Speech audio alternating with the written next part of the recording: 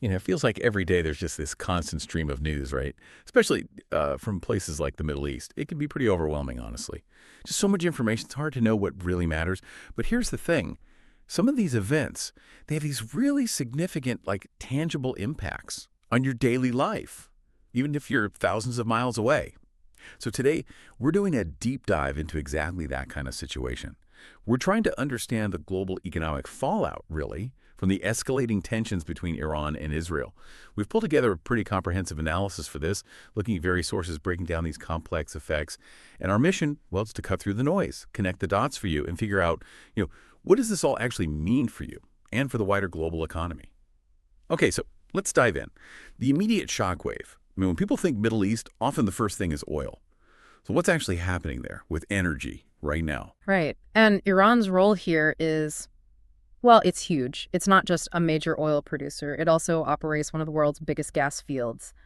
So any instability there immediately triggers fears, specifically fears about oil supply disruptions.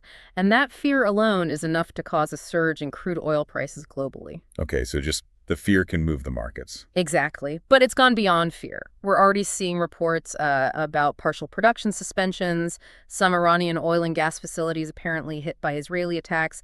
That puts real physical strain on global energy supply, which was already kind of tight. And connecting that back.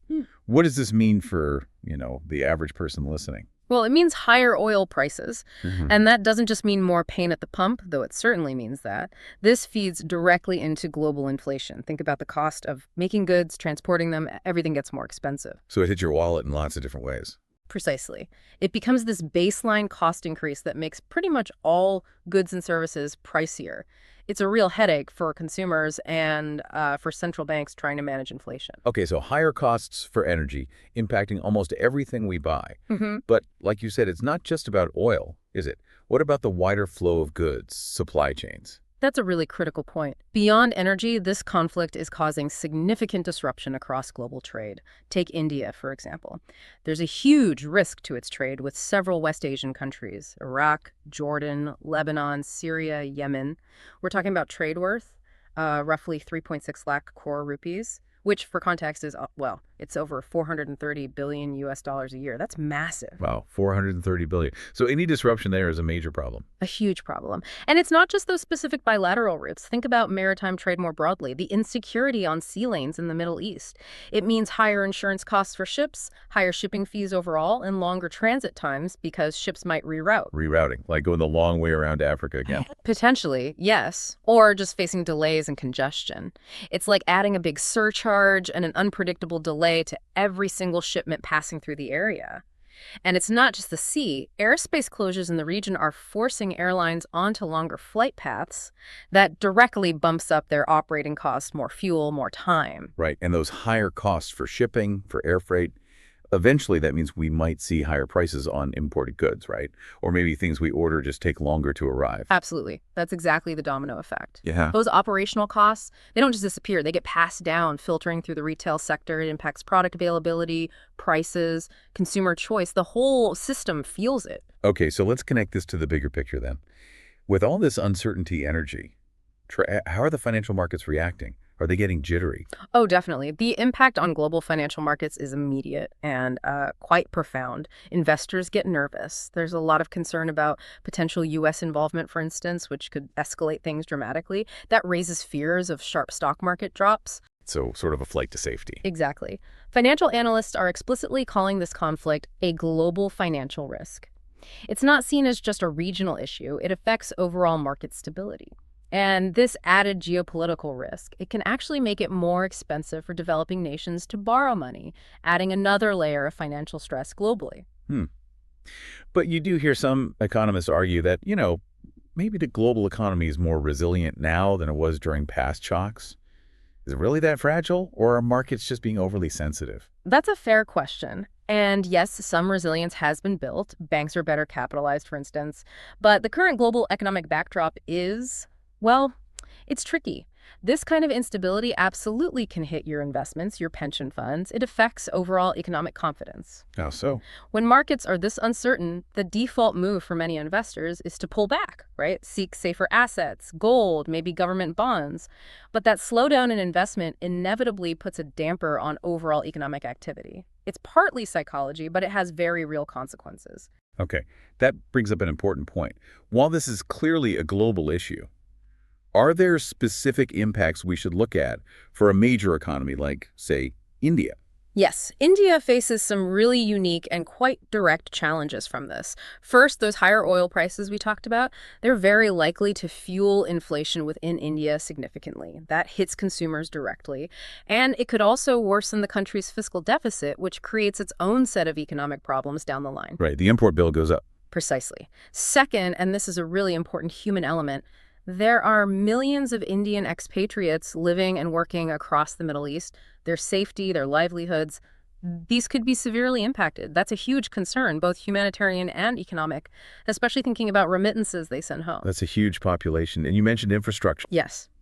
Critically important projects, like the India-Middle East-Europe Economic Corridor, or IMEC, these big connectivity initiatives, their pace, their viability could be significantly affected by regional instability. These aren't just abstract projects. They're long-term strategic bets on reshaping trade routes. So disruptions there really show how far-reaching these consequences are, even for economies not directly involved in the conflict itself. Exactly. It's a powerful illustration of that interconnectedness. So if we try to pull all these threads together, the energy shock, the trade disruption, the market jitters, the specific impacts on countries like India, how does this fit into the larger global economic story? Is this just a temporary blip or something more serious? I think the consensus is that it's potentially something more serious. The truth is, the global economy was already on, let's say, shaky ground before this latest escalation. We were already grappling with persistent inflation in many places, ongoing supply chain issues from the pandemic, and just general concerns about growth slowing down. So this is hitting at a bad time. A very bad time. This conflict acts as a significant negative shock, that's the economic term for it, to an already fragile system. It pushes things closer to the edge.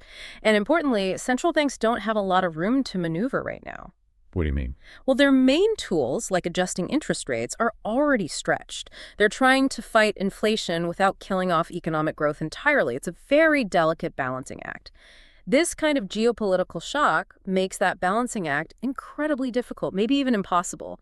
It definitely increases the risk of a broader global economic slowdown or potentially even a recession. So it's not just a regional storm, it's adding significant instability to a global system that was already looking vulnerable. That's a good way to put it. It's a major destabilizing factor at a very precarious moment. Okay. So wrapping up this deep dive, it seems clear these escalating tensions between Iran and Israel aren't just headlines from far away.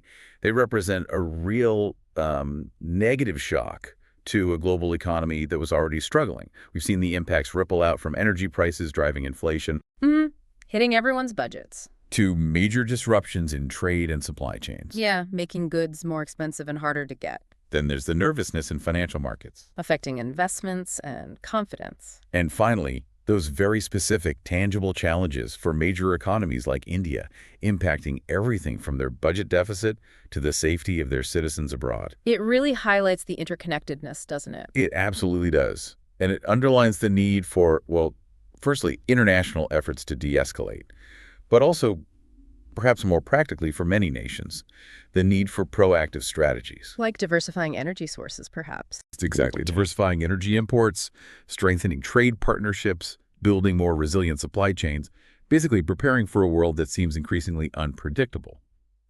So, as you think about everything we've discussed today, maybe consider this question. How might this push this urgent need for diversified energy and more resilient trade routes, driven by instability, actually accelerate a global shift? Could it speed up the move towards new economic alliances, maybe different kinds of partnerships, and even more sustainable practices in the decade ahead? Something to think about.